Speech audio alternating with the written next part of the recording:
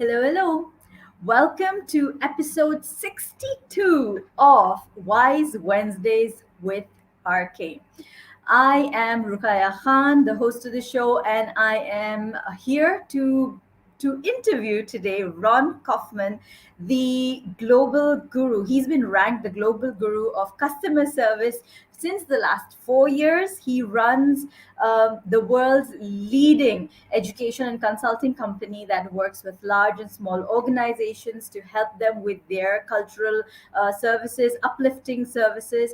And I had the opportunity to interview Ron in 2005 when I was still a budding writer, learning the ropes of journalism. And let me just say, I am super, super excited, super thrilled that he honored my invite. And without further ado, I bring to you Ron Kaufman. Thank you. Thank you, Ron, for saying yes. Pleasure to be here with you, Rukia. Thank you. So, Ron actually needs no introduction because it's literally like your name is synonymous with the service industry, with the work that you do. Anybody and everybody that I've told that I'm going to be speaking to you said, we've read his work, we know all about him. How lucky are you? And Good. yes, that's exactly how I feel. So thank you Great. for saying yes. Thank you. And the conversation today is how the future of service is care. Mhm. What does that mean to you? That's the big question. Yeah. In the early days, if we go back and people served one another, Yes. if we go way back in history, it would be because we needed help, or we had the ability to do something, or we could enable one another in some way to have a successful family or a successful neighborhood or a successful community or a successful tribe. And then it became a nation and countries, et cetera, et cetera. And somewhere along the way, the ability to quantify the value of the service became a measurable. Like we used what was your profit margin and what's your market share, and how much did they buy and share of wallet and all of that.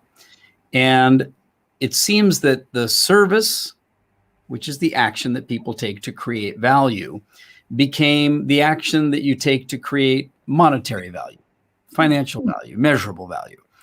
And the other forms of value, the emotional value, the social value, the relational value, the existential value, well, that became sort of more nice to have, but it wasn't business. Yeah. And of course, as capitalism and science and technology exploded over the last 200, 300, 400 years, all of humans became captured in this narrative that service was about business and, making money. Now, there was still government service, and there was still national service, and you could still have a religious service. But essentially, for most people today, when you say the word service, they think about what restaurant waiter. Somebody who's doing a low-level job, and they're doing something. They're probably getting paid by the hour, that kind of thing. But if we go back to why people did things for other people in the first place, it wasn't to make money. It was to take care of people. It was to take care of situations. It was to take care of yourself and your family. And so when we say that the future of service is care, I want to start out by saying, actually, I think the origin of service was care.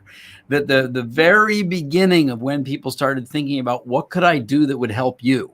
What could I do that would be helpful, useful, valuable for somebody else? And then that became crafts and guilds and expertise and talent and, various schools and disciplines, et cetera. And so we ended up with fields of service, hospitality service, technology service, medical service, financial service. And yet really the origin of all of that was for taking care of people. Correct. So when we say the future of service is care, I think that it's not a full collapse. Obviously, there's still capitalism, there's still technology, there's still progress. But I think we can all recognize we're living in an era where that story of continuous progress and forever growth, we've got some issues with that.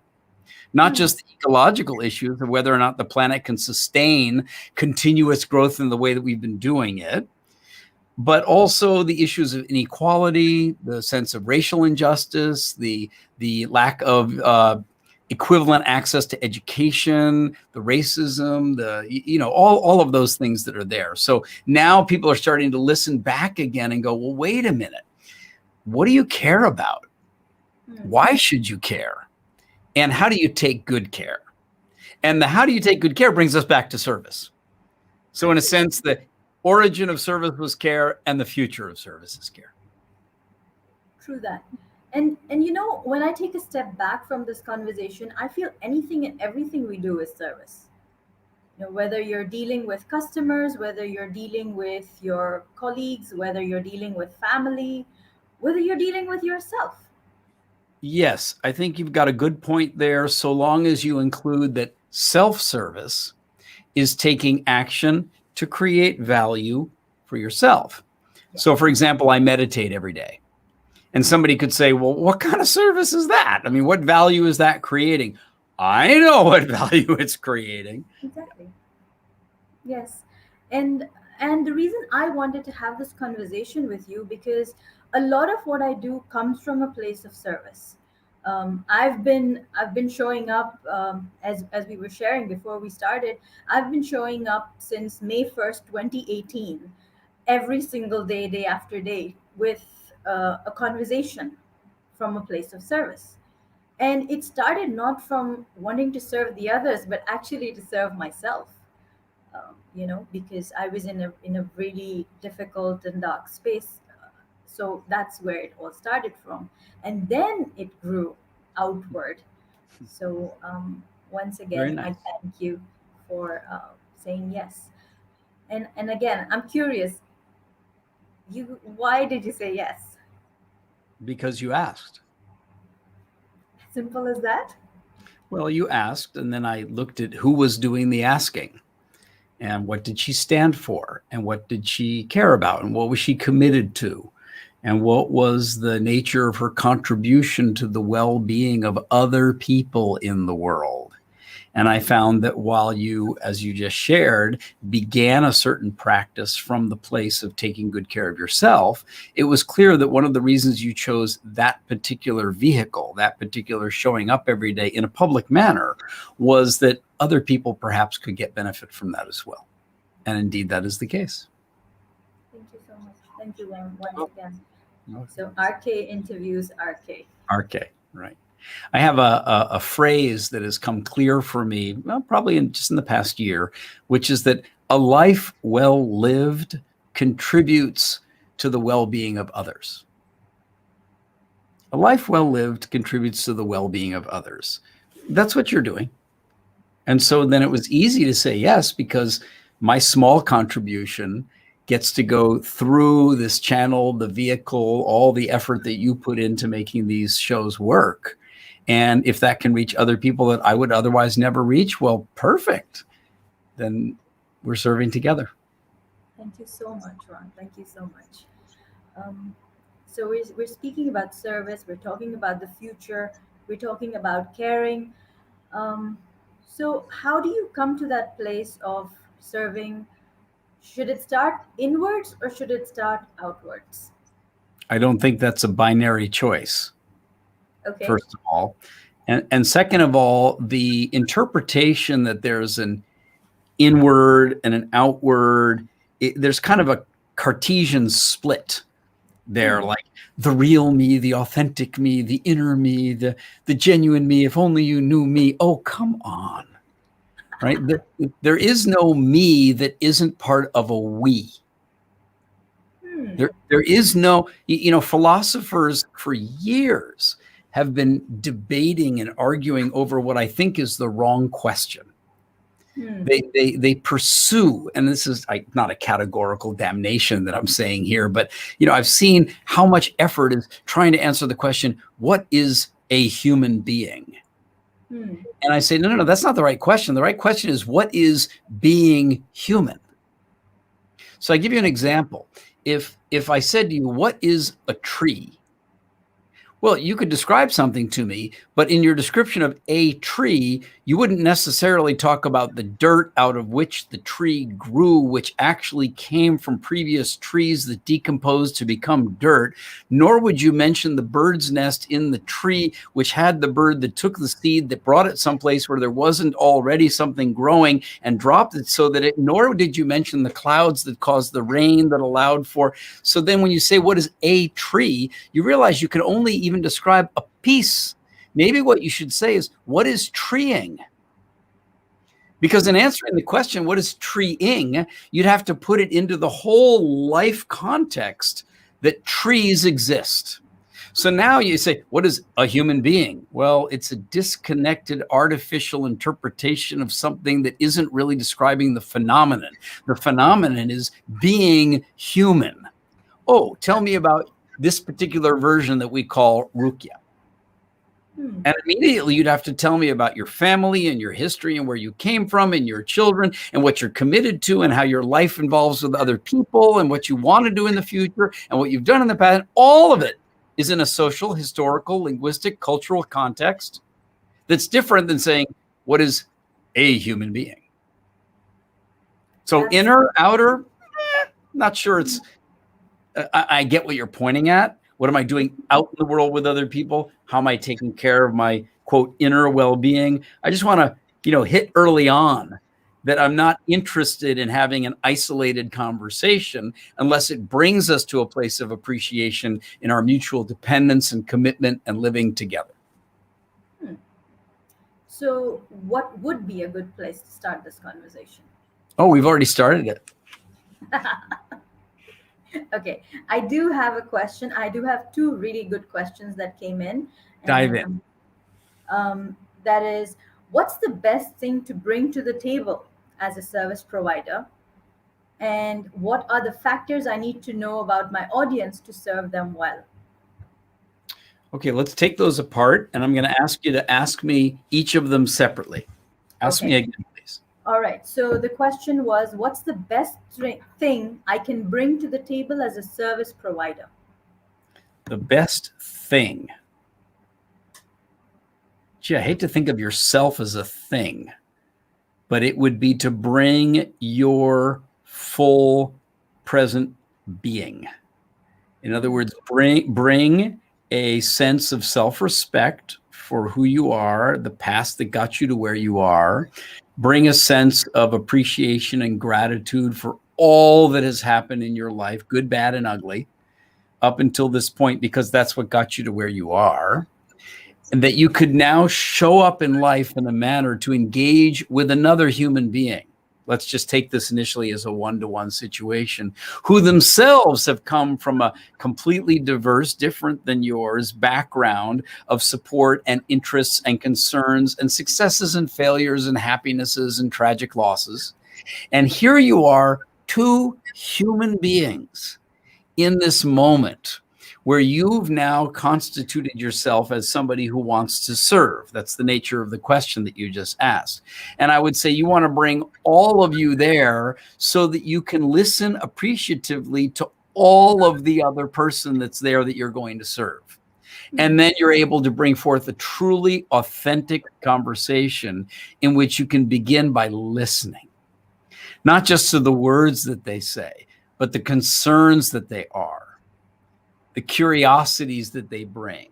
Perhaps you'll already recognize some of the blindness that they have or the misunderstanding that they may have, so that you then, in your listening to them, you can begin to devise, how do you want to engage? What can you say? How can you listen? What other questions can you ask? What mood can you bring so that that other human being feels genuinely received, appreciated, cared about, listened to, and then acted for?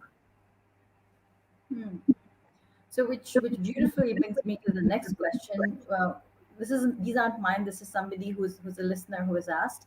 He says, what are the factors I need to know about my audience to serve them well?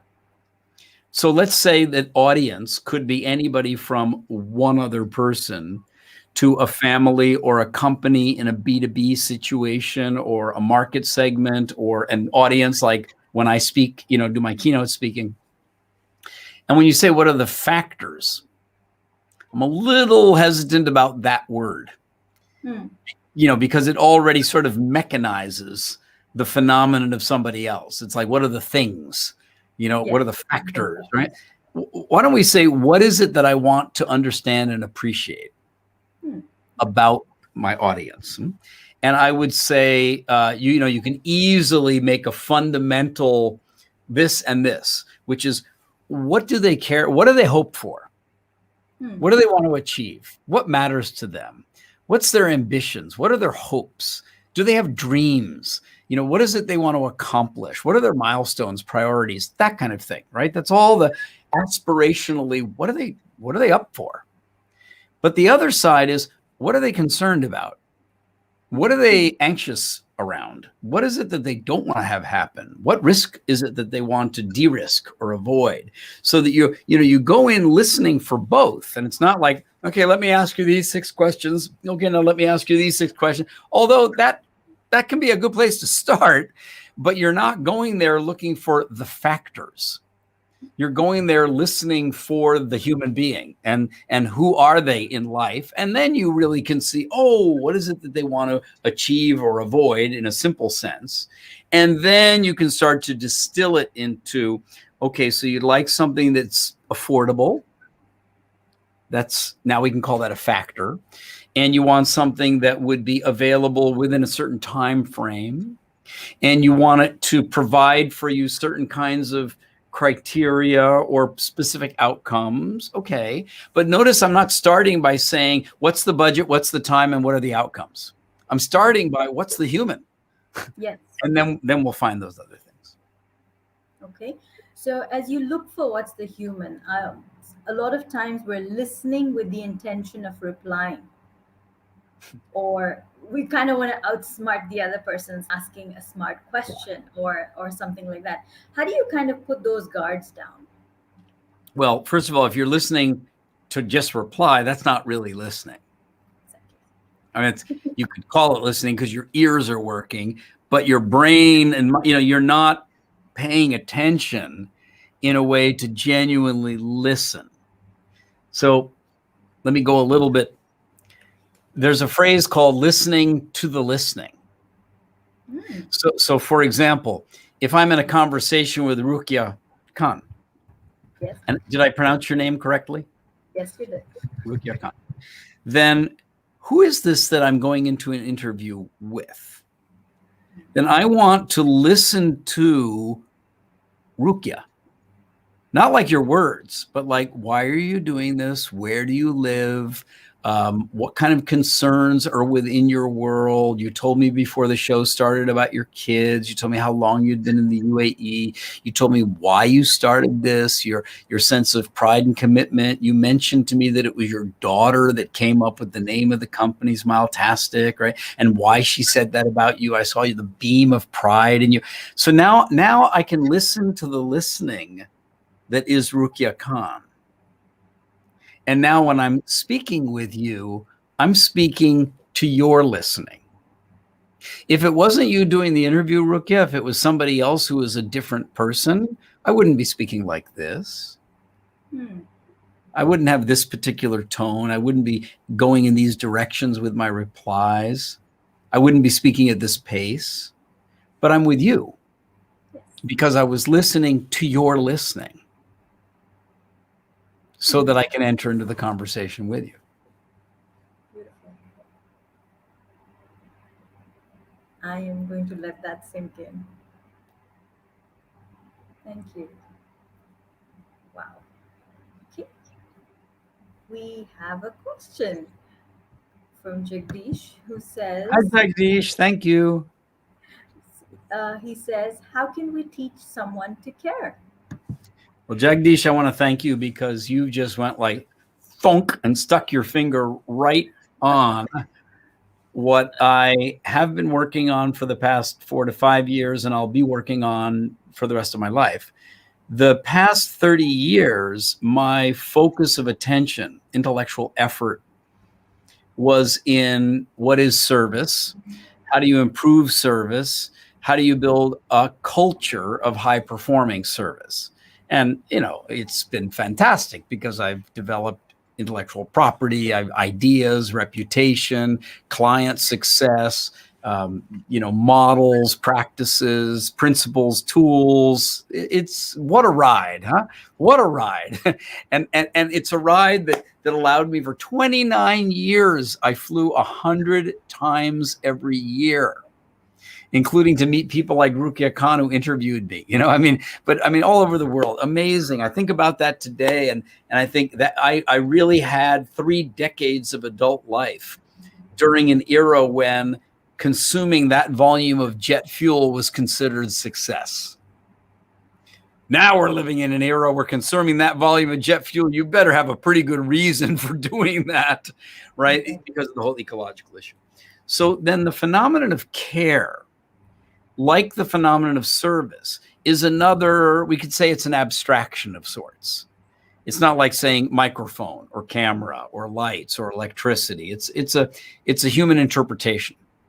And so what I've been able to do for service, I now genuinely want to do for the phenomenon of care. And I'll tell you a little bit about it. First, how can you teach someone to care? I think you've got to start by genuinely answering the question, what is being human? Because the person who you want to teach about care, how to care, why they should care, how to take good care, is one of those. And yet we go through school and most people didn't actually get a good answer to that question.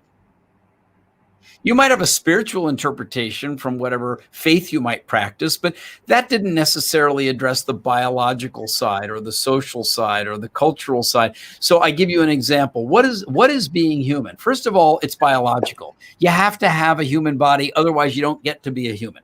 Okay? But wait a minute, along with the human body, instantly you have things you care about.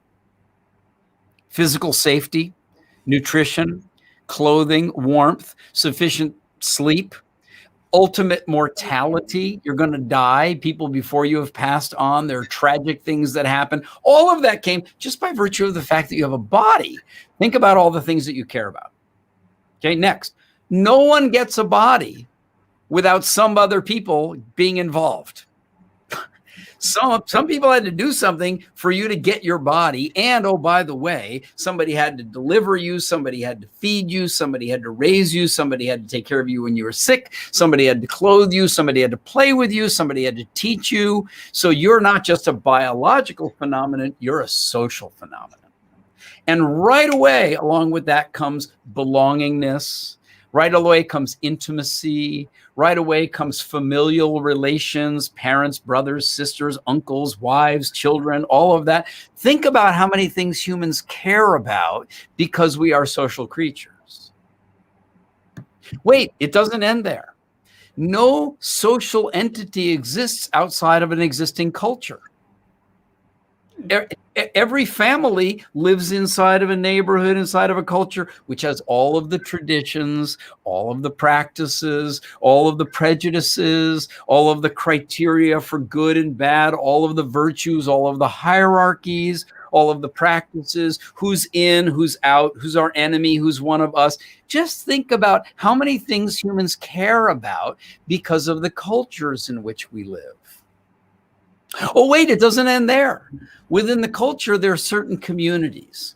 So you actually do have a neighborhood. You have your network of friends. There's the people you went to school with. There's the people that you work with. If you're into some kind of a sport or art or singing, there's that community sense. And now, are you a member? Are you a ranking member? Are you the president of the society? Are you performing well? Who else is on your team? Are they pulling their weight? What kind of performance can you achieve? What direction do you want to go? Think about all the things that you care about because you're a member of various communities. Oh, wait, it doesn't end there. We live inside of certain societies. So then there's a government, there's a nation, there's a flag that you salute, there's a passport that you carry. There's all of that. And you know what? That's constantly moving. Look at the geopolitical era in which we live. Oh my gosh, I'll bet you care about some of that, whether you read the news or not.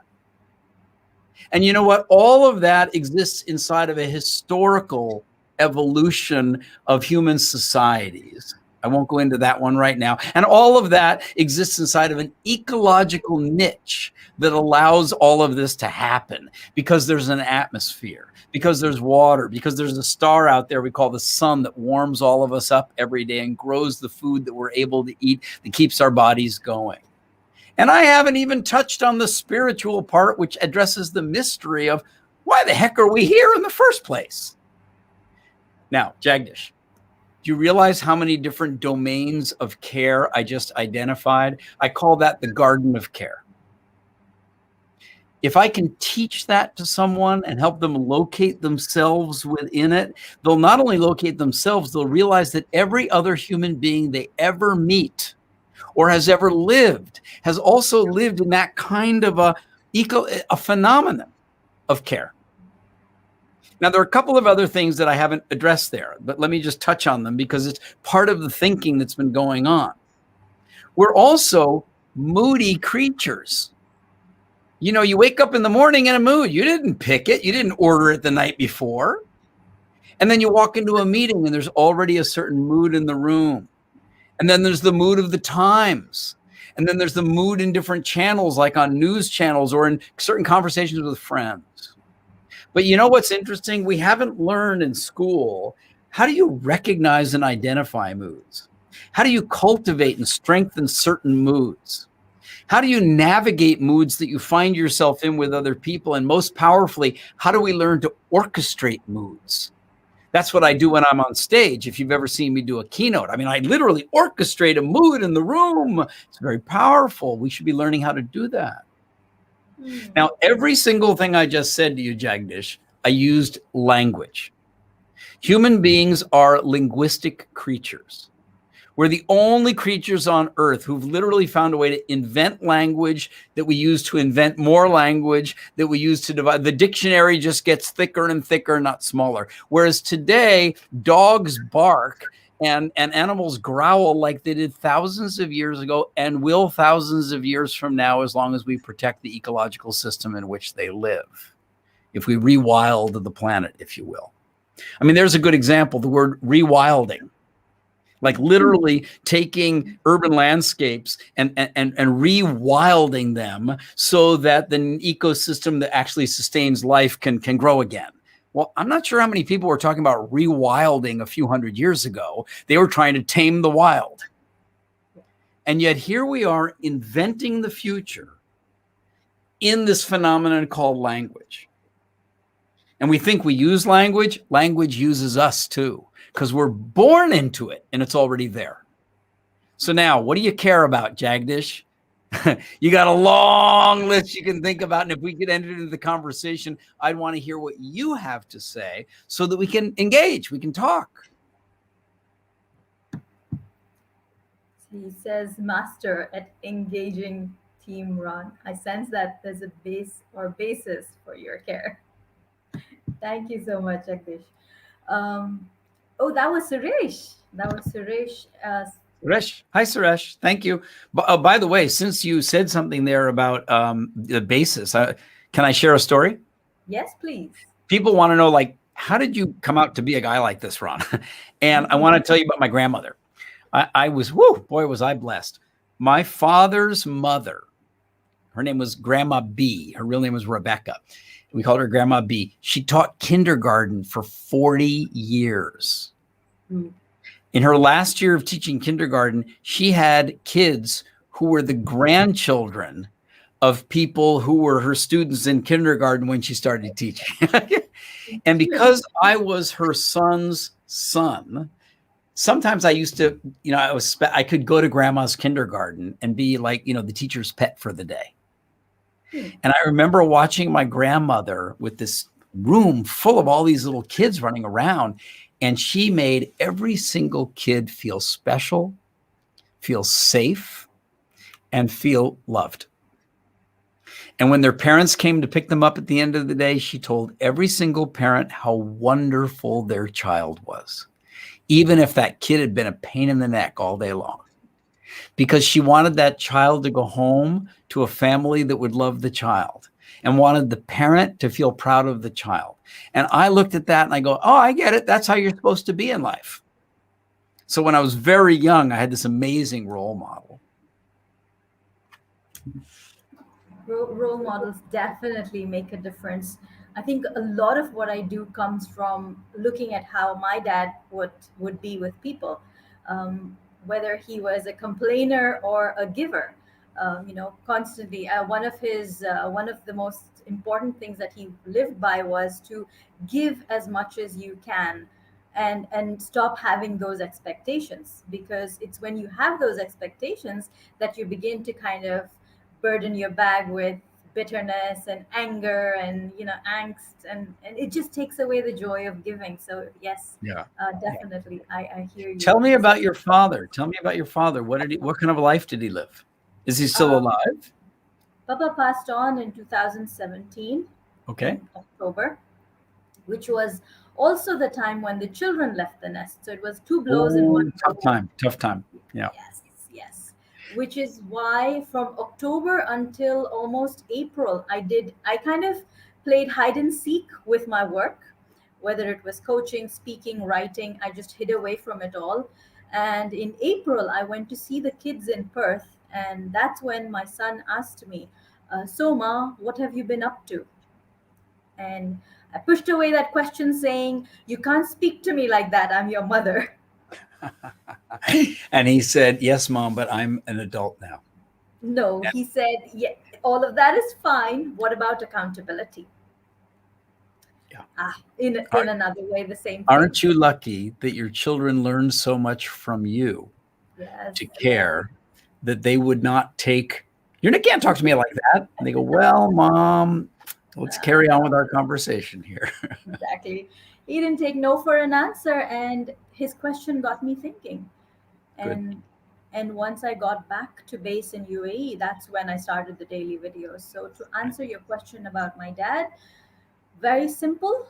As an individual, someone with a very big heart, a big smile, and he never carried a lot of regrets. He lived to the fullest. He enjoyed and lived as best as he could in the moment, and I think that's what I take from him. Thank you Very for that. nice. Thank you for sharing that with us. That's lovely. Thank you. Thank you. So we've all right. So how do I now move forward after speaking Well, about let me remind your audience and myself. I mentioned to you before we went live that the interview that you wrote when you and I met in 2005 was one of the finest written pieces I recall.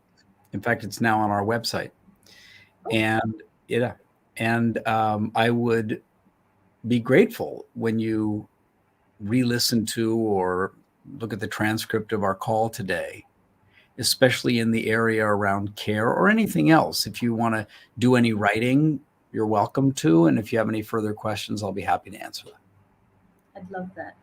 Because Ron, we're living in these transitional times, right? Where everyone's going through uncertainty, and if there can be a level of certainty in terms of caring, in terms of self-care, because that's so important, I feel. Because we want to rush off and help everyone else, and we forget that we are also a person. Yeah. So a couple of things. First of all, when you say these are transitional times, let's be careful with that because a transition implies from to. And It's I'm not always sure. Yeah. Like what do you call then something that is in continuous transition? I it's call true. it life. Yeah. Oh yes, it is. Okay.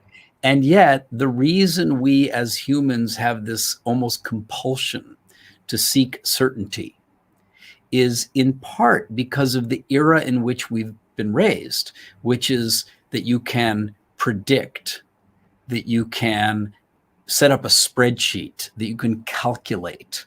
It's almost like there's this, I want to calculate my next move. Mm.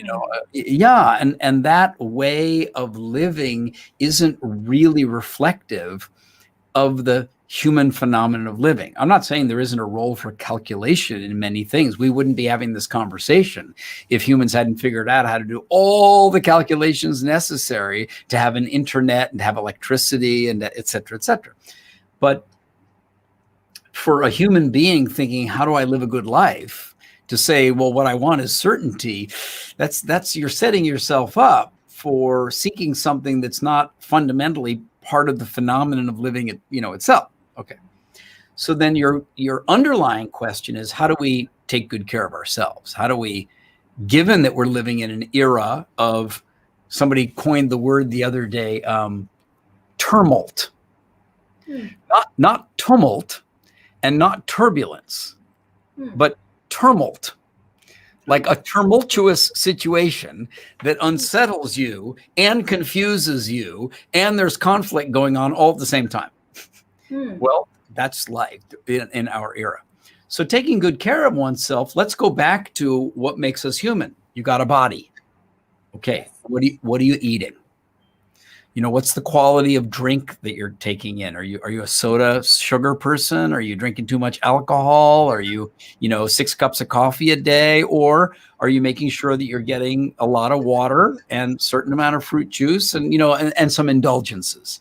I once saw a homeopathic physician and I was asking about this and that. And I said, what about coffee? And he goes, that's entertainment. Like, go ahead, entertain yourself, but not too much. And then look at your food. Are you really, excuse me for putting it so bluntly, are you really eating dead animals? Or are you fueling yourself with, the kind of food that gives you the energy and the vitality that lets you live every other part of your life in a more vital manner? Are you getting enough sleep? Are you exercising? Are you exercising regularly to take good care of your physical body? Are you meditating? Or are you just getting up in the morning and reading your email and off you go, and at the end of the day, and you go to sleep and you wake up the next day and do it all over again? Are you dancing? Are you listening to music? Are you hanging out with people you love? Are you smiling? That's so important. Tell me, what are your thoughts on the concept of perfection? Perfection? Yeah, because I've got a quote on that one. I'll share that later. But I'd love to hear your thoughts. Well, I had a mentor when I first came to Singapore, a gentleman who I still cherish. His name is Sim K. Wee. And at the time, he was the head of human resources for Singapore Airlines. But he was also the chairman of the company that I came here to help create that does service quality training. And he had this cute phrase. He said, he said, perfection is our goal. Excellence will be tolerated. And it was a cheeky way of saying, aim for the very, very, very, very best. And know that you're never going to hit that. Certainly not all the time. Now, I have to say, anybody who knows me well will tell you I am a perfectionist. So I'm the kind of guy, especially in certain areas, like when I look at something on screen, I can tell if it's off by 1 pixel. Ooh. And on one hand, it's a gift. On the other hand, it's kind of a curse because, no one else is going to notice it, but I see it and I need to get it fixed. And that may not always be really the most useful focus of my time and attention. But if you can't help it, then it's kind of a compulsion. So then perfectionism can go so far that you end up obsessive, like an addiction. And on the other hand, questing for a phenomenal result. I mean, to me, that's not only worthwhile, it's something that drives people to achieve and to learn and to create. Absolutely. But what about those who wait for perfection until they take that first step? I spoke with a family member recently, and this young man has got a fabulous, little story, and he's created a little electronic book. And I said, you got to put this up so that people can buy it. I mean, it's valuable, and there's an audience for it, and you know, you need this and this and this, and you know, and I even said, let me help you fund it because I want to help you do this thing. And he goes, but it's not ready yet. Exactly. I thought, oh, well, what's it going to take for it to be ready? And I realized stuck. Now, Seth Godin, who I'm sure everyone listening has heard the name, you know, very famous guy in the area of marketing, he literally says, ship it, like get it out the door, no matter how gnarly, ugly, incomplete it is, and then you deal with it. And before him, it was Tom Peters, you know, who said, you know, don't worry, I forget what it was, just get it out the door, and then you'll start to learn from the feedback rather than waiting for it to be perfect. And what Ruqayya Khan says is the concept of perfection is flawed. Well, we better fix it, Ruqayya. Oh no. We better fix it until it's perfect. Adjust those pixels, you know. Yes, that one pixel that's out of place. So brilliant. Awesome. So when you talk about feeling stuck, a lot of the work that I do is to help people get from feeling stuck to unstuck using my smile strategy. And I say that it, you know, when you're in school, you're taught so many things, but you're not taught acceptance. I say you get from feeling stuck to unstuck using gratitude and acceptance. You know, gratitude, you're taught to say thank you when you're little and all of that, but acceptance, nobody teaches you to come to that Yeah, space. acceptance, but you're taking it further with your smile. You're saying joy. Yes, and it's an acronym, so there are 5 layers to it. S stands for silence the mind. M is manage your attention. I is identify the intention. L is let things go. And E is energize the possibilities.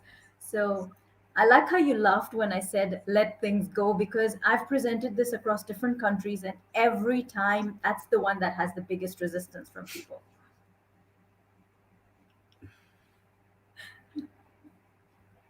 So what are your thoughts on this? Oh, I love it. It's a beautiful acronym you've created, and I'm sure behind each of those letters you've got exercises and practices and quotations, and yeah, you're a natural, authentic creator teacher. Thank you. Yeah. What does it mean to you in within the service industry to let things go?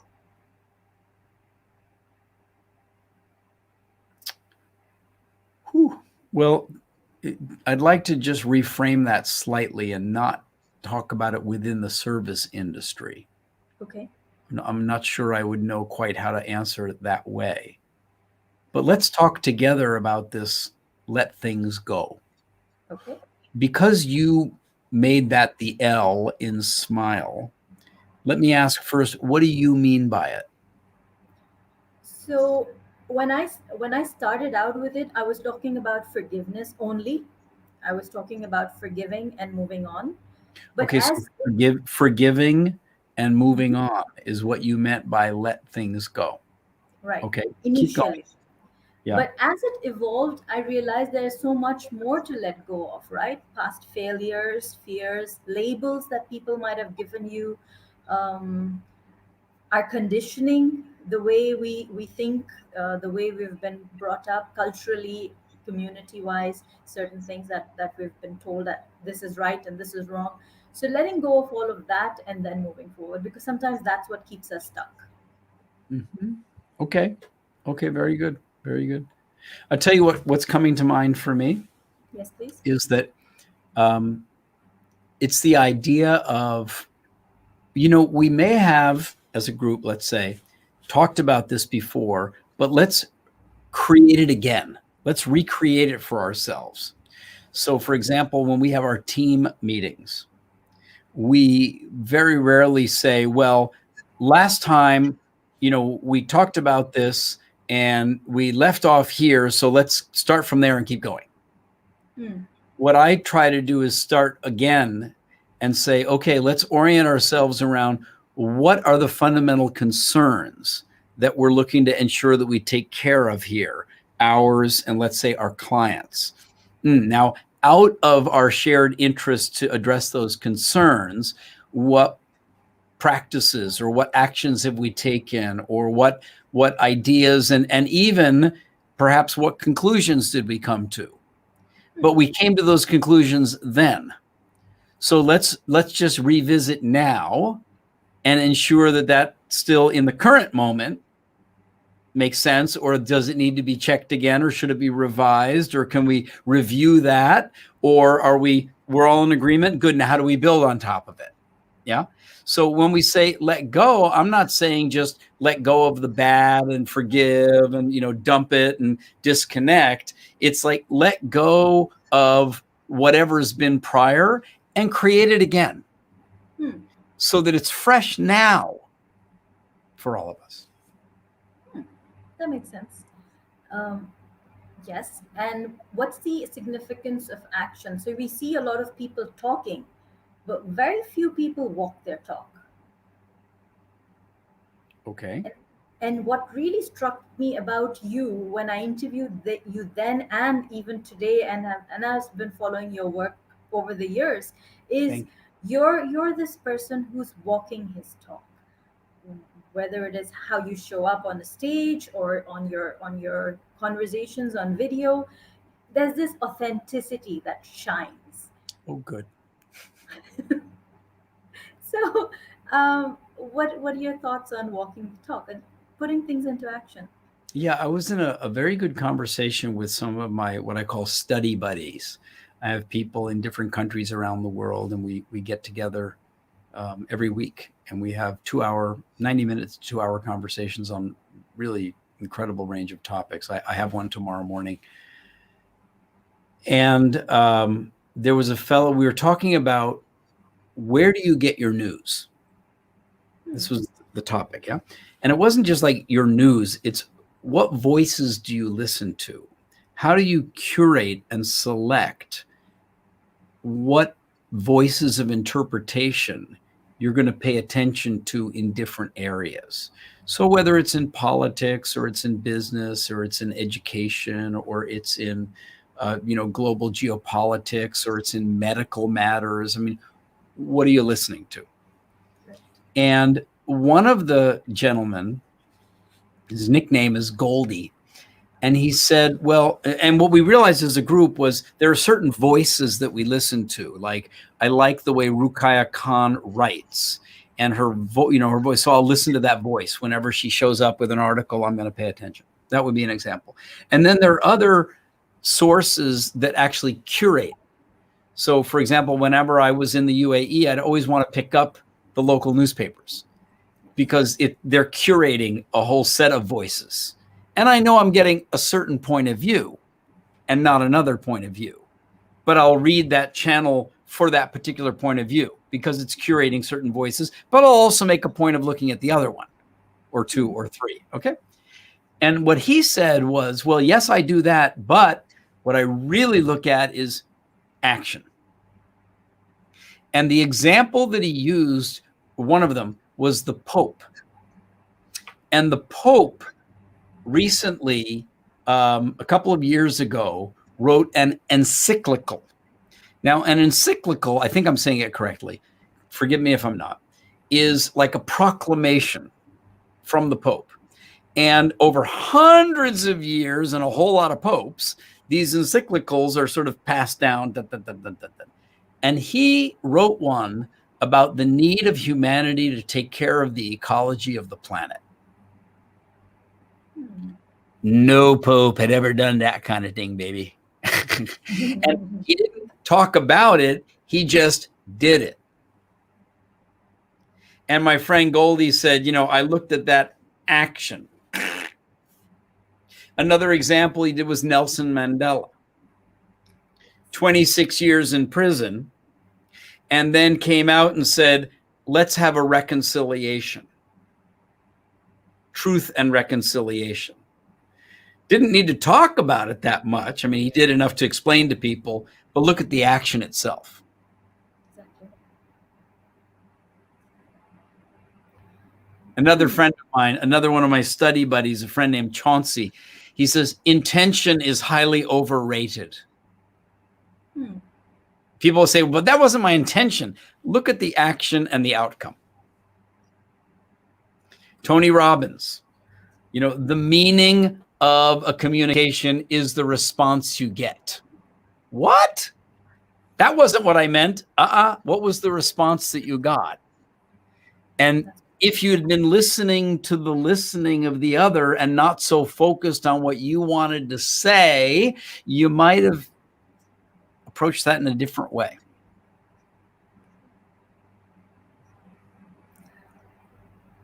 So, so true.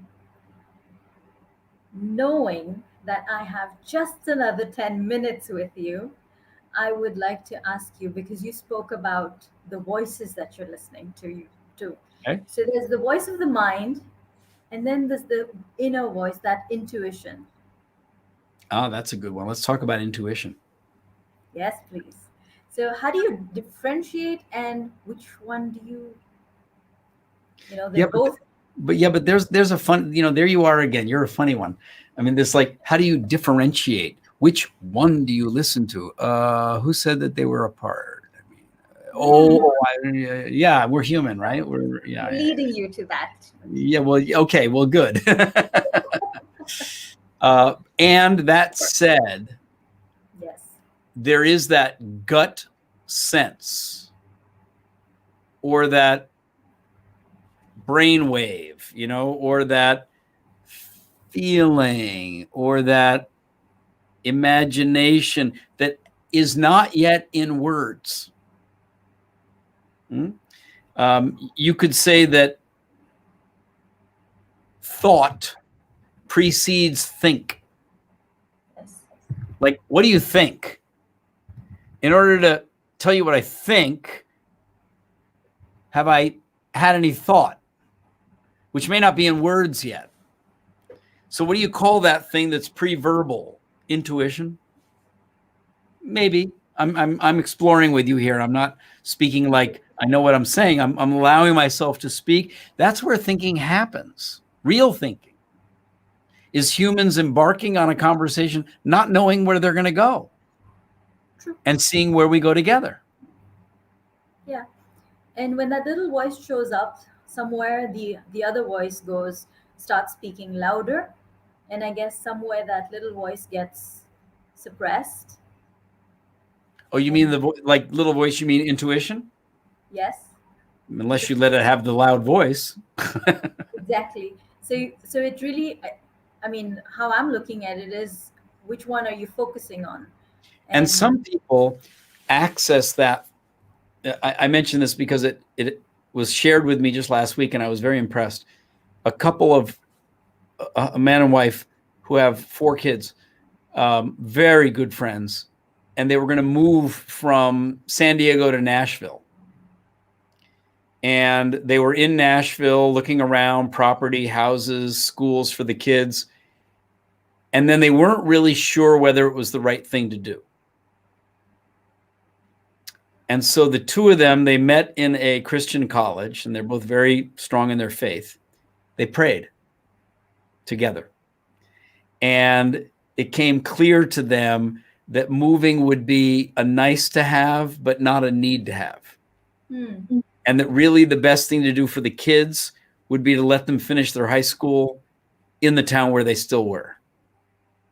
So that kind of opening oneself up to allow intuition to speak, or if you will, to seek guidance. hmm. You're not necessarily saying, could you please talk to me in language I can understand? I think that would again take me to let go and let God. Okay.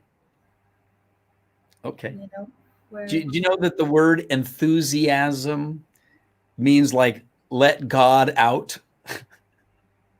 really, Let spirit flourish from your being. The enthusiasm. wow, Yeah. hmm, wow. So, thank you for the enthusiasm, everyone who has joined us. And we're just 5 minutes to closing. So, Ron, what would you like to leave the listeners with as closing comments? A life well lived contributes to the well being of others. You and I and everyone else we ever meet are mortal. Our time upon this earth is not forever. So, what you do with your life counts, it matters. You can do something today in your next conversation, in the next note that you write, in the next moment of eye contact or body language. You can express an appreciation to someone. You can thank someone. You can praise someone. You can help someone. You can give someone space. You can be a listening ear.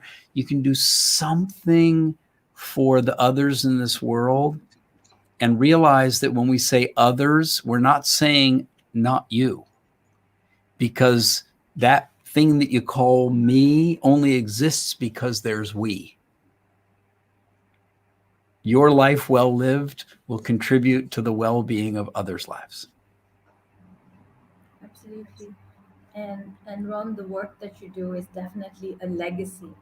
Um, so much that people have learned from you, with you, and because of who you are. So thank you for being that person. Thank Um, you. I'm just and getting warmed up. I know I could go on talking to you forever. It's Somebody so asked me nice. the other day, Ron, what does it mean to you to retire? And I said, it means putting on a new set of tires. Let's go. Let's go. So, okay, before you go, Yes. what's your legacy in your opinion? Well, I recognize that the contributions I've made in the domain of customer service, experience, loyalty, culture have been helpful and useful, and I hope that they continue in various ways. And I think they will. I'll put the next few decades of my life into doing all I can to ensure that that becomes available in a manner that can flourish. And now this area of care, I recognize that the world recognizes is a serious concern. And it's not taken as an academic topic other than healthcare and philosophy. And I won't say that it's tragic, although I just said it, that it warrants the best work I've ever done. So I give you an example. I noticed when I started studying the field that there were fields like philosophy and psychology and sociology and anthropology, but there wasn't a field of careology. And I was stunned. Hmm. So I looked it up, and in the course of my research, I discovered there's 1,578 words in the English language that end with ology, Oh. including, for example, pogonology, which is the study of beards. Ooh. Okay, philematology, which is the study of kissing. And there's no careology, so I'm going to create it. A part of me had wanted to name my company Smileology, but then of course we it had another way to go for it. So Yeah, and it's not so much a name for a company. It's, if you're going to put ology, let's be serious about what that really yeah, means. It's a whole exactly. domain, it's a world, it's, yeah, and so I'm glad that you called it Smiletastic. That works. Because it's fantastic, isn't it? Yes, you are. Thank you, and thank you. Coming from you, that means a lot. I know it's late in the night for you. I am so grateful for your time. Thank you, Ron, for Thank saying you. yes. Thank you. RK interviews RK was my honor, and thank you everyone who has tuned in. This is what I do. I invite people from my circle of genius, and we brainstorm. We dig deep into the areas that are so important and the things that make life big. So thank you for being part of the conversation, and have a great rest of the day, rest of the evening, wherever you are in the world. Mwah. Thank you Blessings so much. all. Blessings all. Thank Jai. you. Bye bye. sign out for the evening. Good night, everyone. Thank you once again, Ron. Good night. Blessings. Sleep well.